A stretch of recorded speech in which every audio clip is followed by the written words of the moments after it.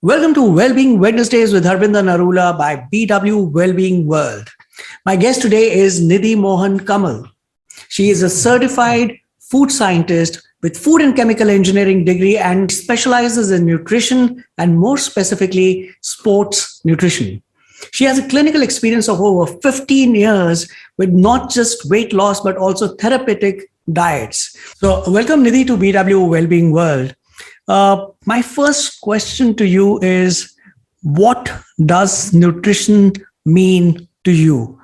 I always look at food as something that nurtures my body. And that's precisely what nutrition means to me. Whenever I look at food as means to move my body around, as means to heal my body. So I look at food like that. So for me, nutrition is what's in my plate and what it's doing to me. You are designing diets for your clients, right? Yeah. Before I deep dive into what foods are, what foods helps, etc., how do you assess the dietary requirements of your clients? Okay, that's there obviously has to be a process to it. There is an aspect of understanding a person's biochemistry. So we do go through that. There is a need to understand where you're at in terms of your health. Is there any medication you're on? Is there any long-term endocrine disorder that one needs to be mindful of? What's your history like? Is there a tendency in the genetics? So that's also, it's a good marker to kind of, have a way forward with your diet plans. And of course, then it's like, what is your current lifestyle like? Are you mobile or your lifestyle is more static? What are you eating throughout the day? How's your stress level? How's your sleeping pattern? All of that is factored in. So it's definitely beyond the basics. You need to understand your client's body, the anatomy, to be able to create something which is going to be really beneficial to them. So is it safe to believe that one diet cannot be used by everyone? No, absolutely not. We have to acknowledge the fact that everyone's biochemistry is different. Mm-hmm. Even if you have two identical twins and if you're giving them the exact same diet, they might not react the exact same way, even though genetically they are 100% similar to each other. Because there's a possibility that, they both have evolved a bit differently. They have one enzyme less than the other. Mm-hmm. So that's a possibility. So every individual will respond very differently to a particular diet plan. So there is no one size fit all. Everyone has to tweak and make and figure out what works for them. So Nidhi, I want to ask you a question that, suddenly in the last couple of years, we've seen a lot of people coming in, joining this bandwagon of diets, and a lot of people have turned into nutritionists. Yeah. Right. What approaches and attitudes are needed for a successful nutritionist? And when I mean successful, it is not when the nutrition is successful, because I believe that the nutritionist is successful only when the people that they treat or are able to benefit from their diets. Yeah. As you rightly said, I think COVID was a big boost because everyone had extra time on their hands. There were lots of online programs that were being sold. So I think there was a huge number of people who kind of turned on to this sort of industry as well. I know of people who are in completely different industries, or they've had their own personal transformation and now they've become transformational specialists. And I don't see, and I'm not demeaning anyone, and I don't see that as a problem. The only thing is that if something has worked on a particular person, it might not work on everyone else. And this is something that will come with the experience. This is going to be something that comes with, you being exposed to a lot of people and a lot of batch sizes. If I've seen 1,000 people, vis-a-vis if I've treated 10 people, there's going to be a difference, right? I think this is something that improves with age. You need to be upbeat with what's happening. And now the trends set in and, everybody follows that particular trend that's going on. I think the success of a nutritionist is ballparked at, is the client coming back to you or do they need you? Am I making a client independent at the end of it? Of course, even with a particular person also during the course of their life, with the changes that happen with age and with different stages in life, things and their needs could change. But primarily, my aim when I have a client on board is that in 6 months or 7 months time, they should know what works for them, and they should be independent. And then I don't need to see you for a couple of years. So that should be the idea. Lovely. So, Nidhi, while our discussion today is more focused on nutrition, the food aspect of it, but since you are also a professionally certified trainer when it comes to fitness and yoga, is it that food and nutrition plays a larger role in getting back to shape, having the right weight, the BMI in control, or does exercise play an equal role, if not more? So what is your view on this? First, I'll explain it to you theoretically, then I'll give you the numbers. Theoretically, how I say that nutrition, and these are, like I came up with these terms. Nutrition should, food should be used as nourishment and not punishment. That is how you should be looking at nutrition and food. And when it comes to exercise, the same goes for exercise. You should look at exercise as a means to make yourself stronger and more mobile.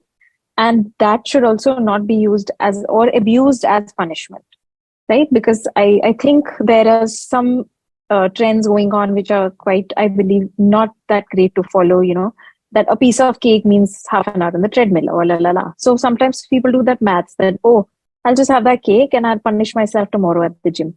The math doesn't work very well that way.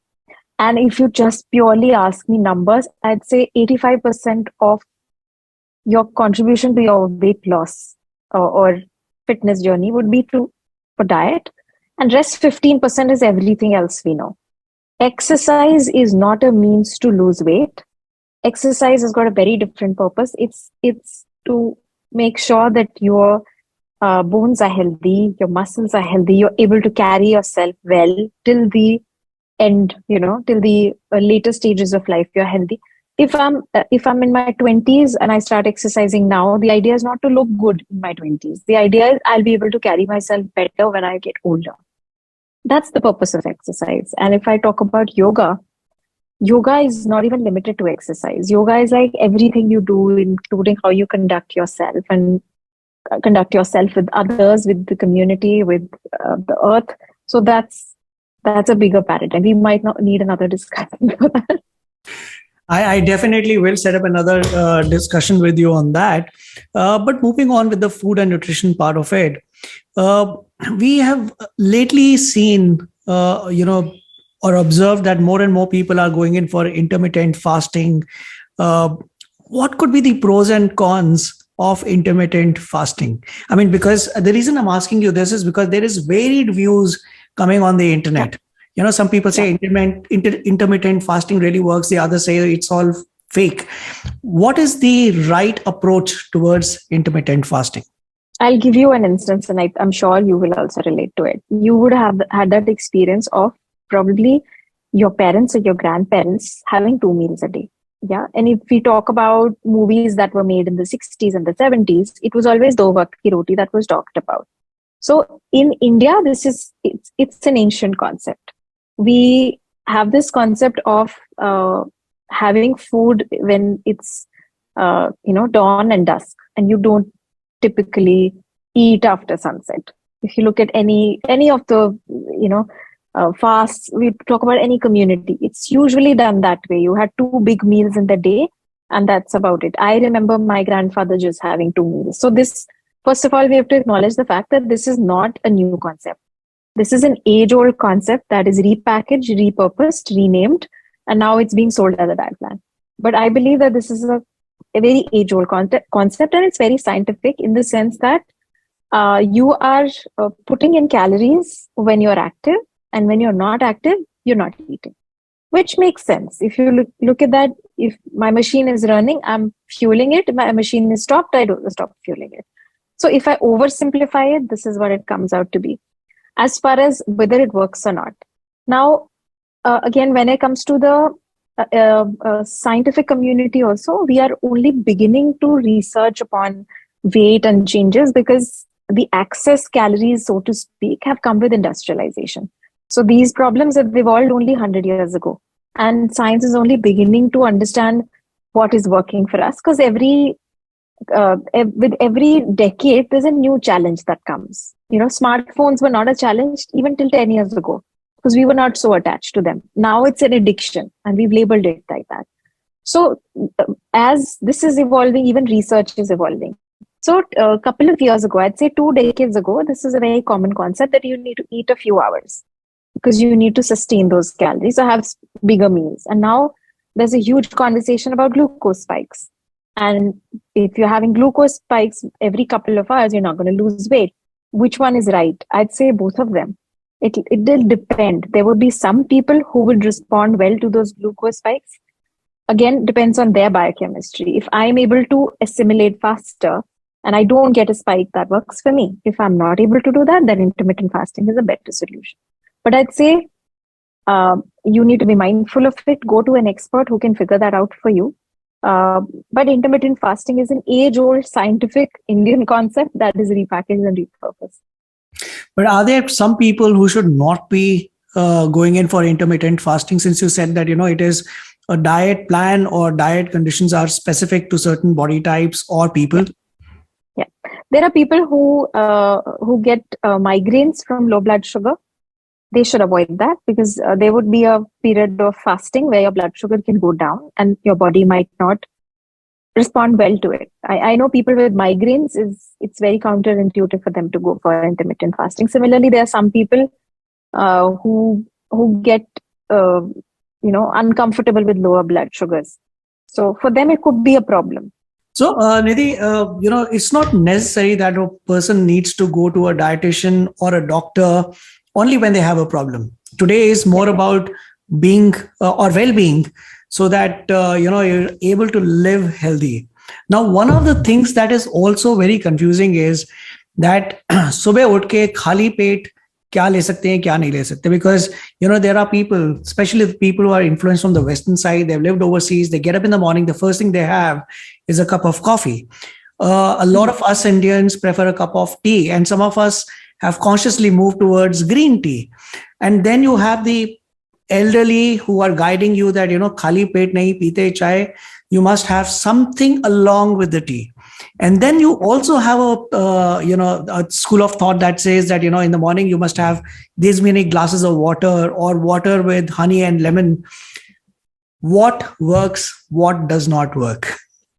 Okay, there's a lot of questions, so I'll just see how I can answer that well.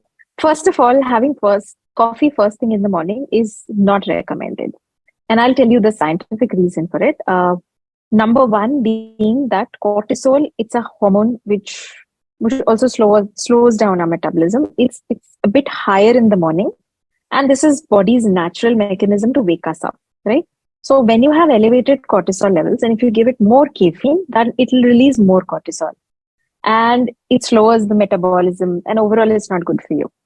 So caffeine does that to you. So that is why it's not recommended to have caffeine as you wake up. By the way, there are benefits of having coffee, and there's a particular milligram, like less than 1 mg of coffee if you're having caffeine in a day, then it actually can boost your mental abilities. It's good, it's considered good, but you need to wait it out. You need to wake up and give it 2 or 3 hours. And after that, if you have a cup of coffee, then you are improving your cognitive skills with it. But first thing in the morning, coffee should not be had. And another thing is why elders tell you not to have early morning is that it's a bit acidic. And in the morning, your stomach acidity is on a higher side. And then if you put more acid to it, it's not that great. Third factor, absorption is greatest in the morning. The stomach is empty. So if you have a caffeine shot in the morning, it's going to get absorbed more than it should have because there's nothing else to. So coffee and tea in the morning right off the bat is not a good idea. Starting your day with warm water or lemon water, again, depends if your system can take it. Some people can get acidic with that as well. Is not, since I'm a vegan, I won't say have honey, right? But otherwise, having flower teas or some metabolic water, jaise jeera pani, or you could have a little bit of fresh turmeric or something like that. Those can be really beneficial. You should be hydrating your body first thing in the morning. You can have fruits, which will get absorbed more. You can have nuts. That's an age-old thing again, works beautifully. But coffee as such is not recommended. And there are a number of scientific reasons why you should not be doing that. So, Nidhi, you just said you're a vegan, and which is why you would not recommend a honey. But tell me one thing. We have all grown up with our parents telling us, "दूध जरूर पीना है दिन में 2 बारी in the morning before you go to school, and when you come back in the evening when you go to play, you must have a glass of milk." And these days, most nutritionists as well as medical doctors have been recommending that avoid milk. What has changed? A lot of things have changed. We have to acknowledge the fact that a lot of this advertising about milk came from the White Revolution also. The whole infrastructure was built to increase the consumption. So a lot of advertising was pushed in that direction. Secondly, we have to acknowledge the fact that the composition of milk has changed. Why? Because there's been a population explosion, right? You need more cattle to cater to these many humans, and that cattle cannot be grass fed. Let's just face it, we don't have land left anymore. We're the most populous country in the world now, and we're not the largest. So definitely there's a space crunch also. So the animals are not fed the right kind of nutrition. If the animal is being fed corn, what do you expect the milk to be? It can't be great, right? And then India traditionally had that focus on agriculture, and then cattle was a part of families, and so was raised like we raise dogs these days. They were with love. So there was, it was coming from that space. They were nurtured well. They had names. They had pet names. They were treated as pets, and they were fed beautifully, right? So if I'm feeding myself well, then my produce is also going to be nicer. So now that's not there. Because of commercialization, because of all these factors, the milk quality is not the same as it was. And of course, we are consuming much more. Traditionally, milk consumption was supposed to be celebration. That is why all our payasams and kheer and it's a part of celebration. You see, all our sweet dishes are milk-based because milk used to be a part of celebration, not everyday use. Even milk tea was a delicacy. You would not have it every day. But now we think it's a birthright to have 1 kg milk every day. So our consumption has increased, and that's why the quality has also gone down. And the human body is not supposed to be digesting lactose after a while. So we are supposed to be lactose intolerant. So I think now that it's showing up more because of all these factors, and hence it's not recommended. Okay. So lactose intolerance is not a condition. It's a very normal thing for humans. Is that what I hear? Yes, absolutely. We stop assimilating milk after the age of 9, I think, if I'm not wrong. Right. So Nidhi, another thing that comes to my mind is that I see a lot of people, they don't eat much. In fact, they eat more than what the normal people do. And but yet they have the tendency to gain a lot of weight, or they bloat. So does eating less also can lead to being obese? Okay, yes and no, both. One has to understand, again, when we talk about eating, we can't talk in terms of just quantity. We have to acknowledge the density of food that we are eating. Nutritional density and calorific value will be 2 different things. Just to quote an example, if I have, say, a katori of dal, right? It could be the urad rajma mix, or you call it dal makhani, right? If I make it at home and if I order it from outside, I'm talking about the same quantity of food, but 2 very different calories because they're cooked very different. So you need to be mindful of how you're cooking your food. Cooking method plays a very important role in, your overall calorie intake. You might be eating very less and very concentrated food, but that could be very calorie dense. So that's one factor. Secondly, if I ask you, what is the biggest source of sodium in your diet? What would be your answer? Salt. In modern diets, the most of your sodium is coming from processed foods. We don't even acknowledge it, right? And when I say processed food, there are people who are using ready-made garlic, ready-made imli. If you read the ingredients, all of that is coming with a bit of sodium. So even if I don't eat typical things like chips and Coke and all the things which we know is not good for us, I still might be piling up a lot of sodium in my diet, which is adding to the bloating, and I'm not even aware of it. So anything that comes in a packet will come with a lot of sodium, and that's my biggest source of sodium in the diet, and that will change the tonicity, and hence might give me bloating, and I would never know about it. So that's very useful to know.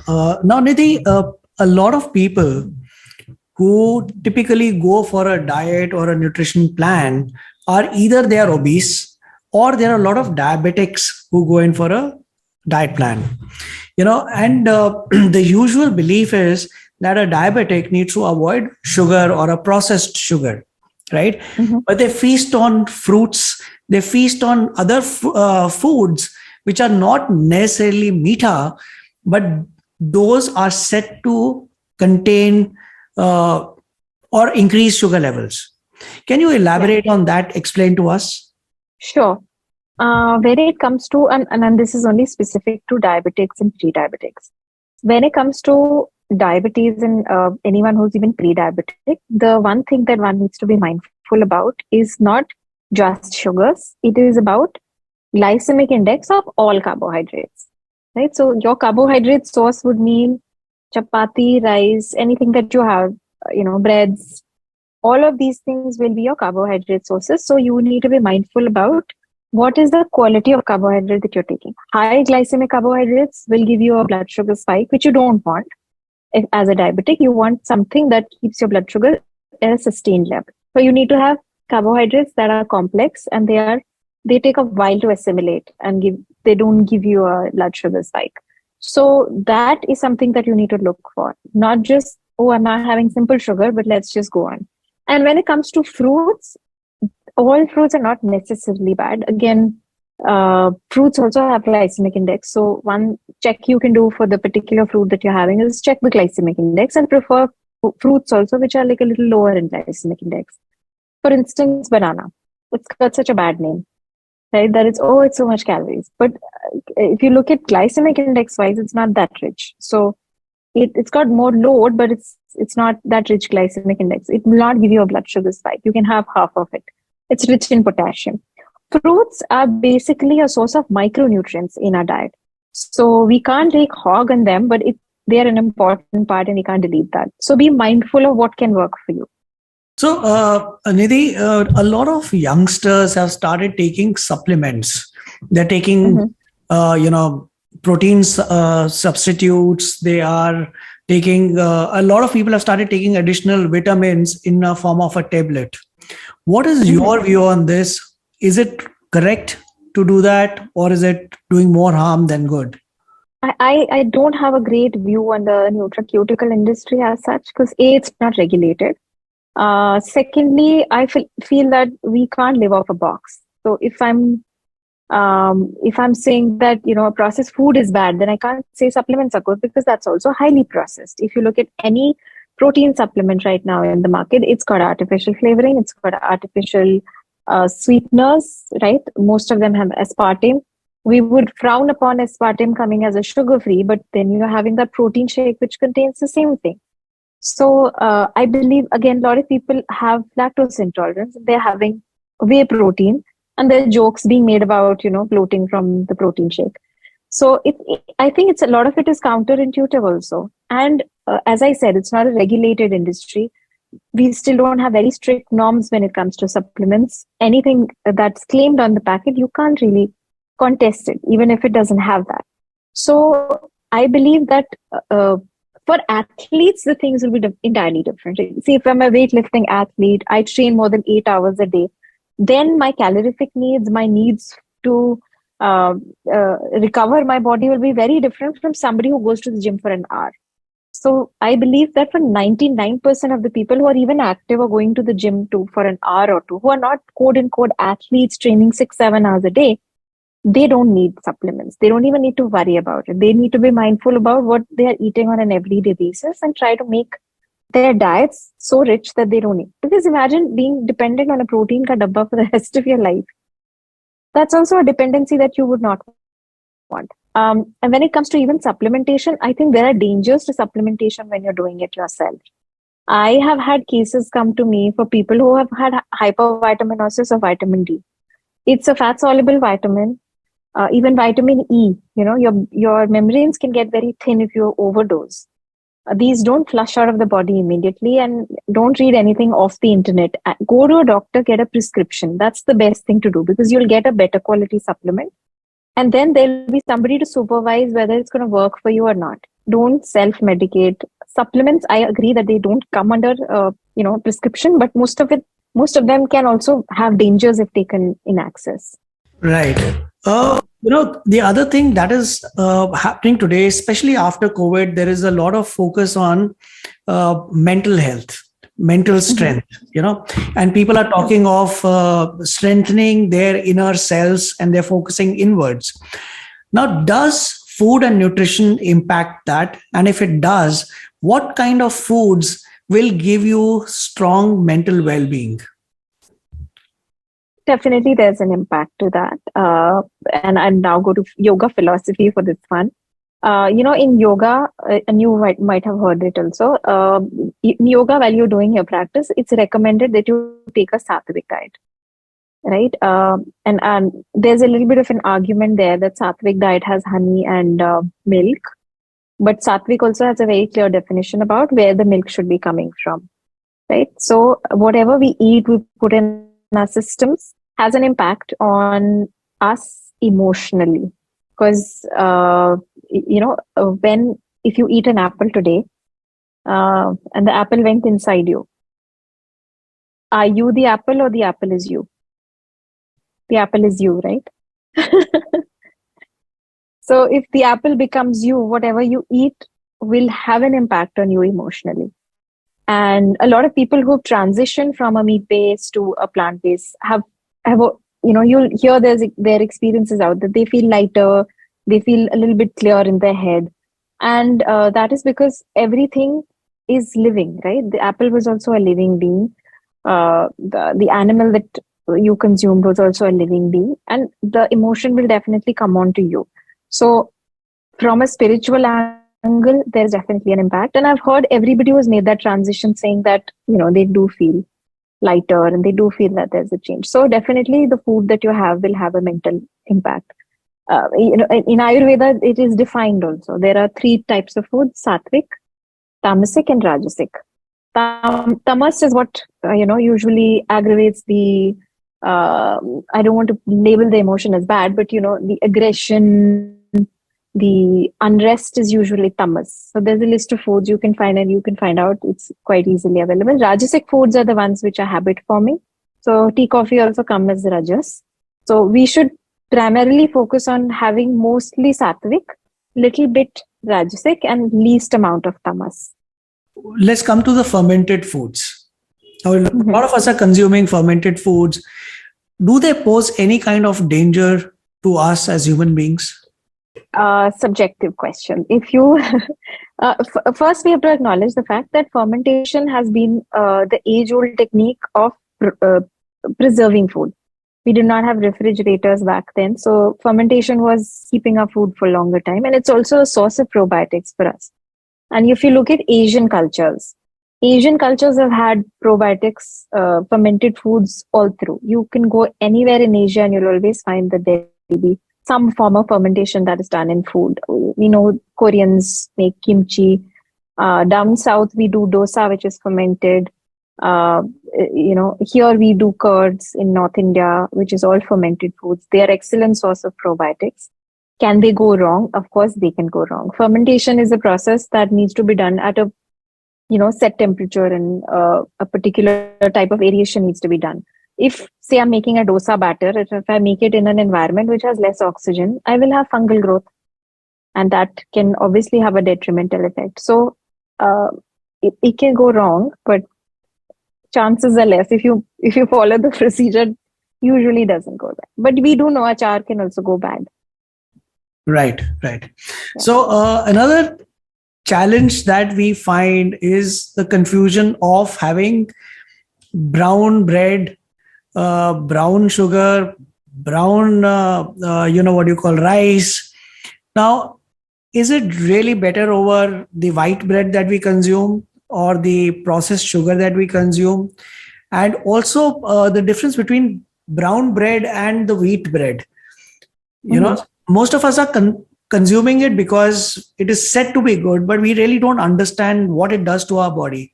So, would you like to shed some light on this, please? Sure. Let me start with sugar first. So the difference between brown sugar and white sugar is that brown sugar eliminates that one step of clarification, right? Where you clarify the liquid and, by the way, that's done with bone charcoal mostly. So white sugar is technically not vegan because there is this animal ingredient to it. So in terms of calories, brown sugar and white sugar is the same thing. So if you think that I added brown sugar and my coffee has less calories, it doesn't. You just eliminated one clarification step, and that's about it. So similarly goes for honey and everything else, right? Mostly the glycemic index of that sugar is exactly same. So, but honey is supposed to have a bit of extra enzymes, but again, commercially available honey might not have that as well. So, if you look at it overall, there's not much benefit. It's all the same thing. Then let's come to rice. Rice is again, there's one polishing step that's missing. So brown rice is supposed to have more fiber than white rice. Again, it's a personal choice. The glycemic index doesn't vary much, but there's a proportion of fiber that you get from the rice. Is it beneficial? Marginally. Do you want to do it? Up to you. The most interesting is bread. 95% of all the brown bread is actually white bread. That is either brown coloring or it's a little bit of wheat added. If you read the packaging closely, it will say 100% wheat, 5% whole wheat, and then they say plain flour, which is maida, right? Which is normal bread. So it's the public demands something and the market obviously catches up to it and supplies you with the product. If you ask me calorie wise, there's a lot of difference in those two breads, not that much. If you take 100% whole wheat bread, I won't say that's not available. There are brands that are making 100% whole wheat bread. It's usually not brown, it's yellow. If you look at the color, it's going to be yellowish. And it doesn't have the same texture, doesn't have the same elasticity. It's quite hard. If you're getting these specialized breads, they might be very hard to chew for a lot of people. Irish breads and some sourdough breads do have 100% wheat, which is atta, but they usually are palish yellow in color and they are hard to. You can make out that it's a bit different. The texture will not be the same. If you're getting a brown bread which has a similar texture to a white bread, it's white bread colored brown for you. So I don't think much of a difference. Again, it's a choice that you make. But we all have to acknowledge the fact that the process of making bread is as such, you're breaking the carbohydrate so that it releases carbon dioxide, and that gives us that porous texture is because carbon dioxide is released. So if I had a carbohydrate and I release a bit of carbon dioxide from it, I inevitably made that particular carbohydrate simpler. So if maida had an X amount of glycemic index, if I make bread from the same maida, I am increasing the glycemic index. So any which way, bread will not be a great choice. I would say 100% prefer a normal roti over a bread. So one more interesting question that comes to my mind is, since you brought up honey twice in your conversation, a lot of people say that, मैं चीनी ले रहा, मैं avoid कर रहा हूँ चीनी, but I'm adding honey to my green tea. Yeah. Is it healthier or is it just the same? The same. But if you're having green tea, you're avoiding milk. So there's one aspect that's gone. But you're still using a sweetener. It's got the same calories. Honey has got the same calories as sugar has. Right. So it's not making anybody's life a little bit better. Stress. A lot of us in the generation, especially the younger generation today, is more leaning towards anxiety and their depression, etc. And one of the things that we have observed is that when they are stressed, they binge eat. right? Is there some kind of suggestions that we can give to this generation, that if you are stressed and if you turn to binge eating, this is what is good to keep in front of you rather than just eat whatever comes to your mind? I don't think I'll be able to give you a generic answer to this one, and I'll explain why. Because anxiety, depression, and even eating disorders, they are clinical disorders, and they need to be treated like that. And you need to go and seek a professional who's like trained to handle this. So maybe I'm not in a space to even give you that answer, because these would come under a clinical disorder that needs to be handled by an expert psychologist.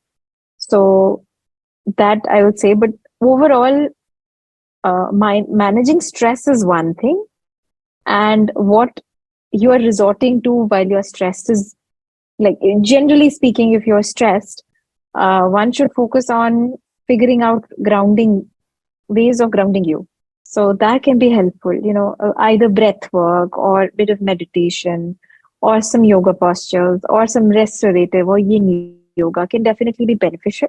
But if you have a disorder, so to speak, then I think it's better to seek a professional help. Uh, you know, what I hear in this answer is that it's not just the food that works. So it's more leaning towards a holistic lifestyle that you need to maintain to get over that situation where you are binge eating, right? Yeah.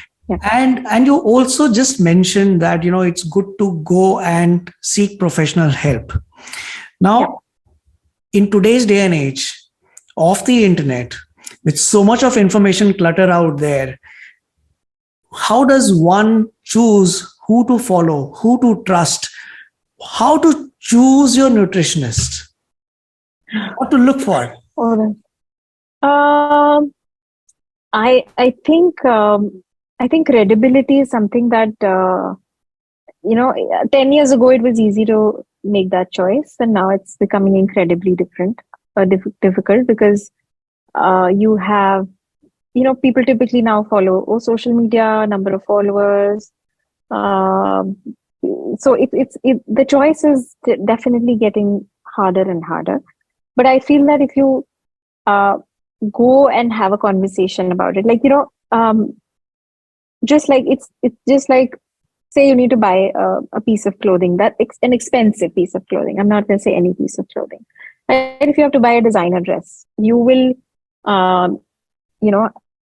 look at all the options that are available. Probably you'll visit the store, right? You will see the fabric, you'll touch it, you'll see how many people wear it, all that. So I think do that assessment. As a consumer, I feel that now that you're in a market which is so flooded with things, don't just go by the looks of it. You might find somebody who's done probably a phenomenal job on themselves, right? They've had an amazing transformation on themselves, but read about it, go have a conversation with them. I think most people, when I do that till date, like I set up a call with the client where they can interact with me one-on-one and understand what I do before they enroll into the program. So I think it's good to have that conversation with them, understand their process. And I think most people in the market would be open to that idea, where they'll explain their process to you.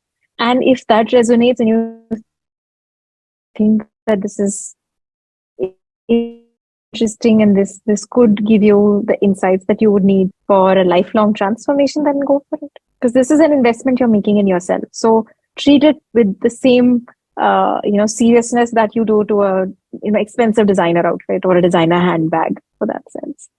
And how many people who take a program stick to it, and how many people chicken out, and by what time do they chicken out? I think we usually know right off the bat who's going to chicken out.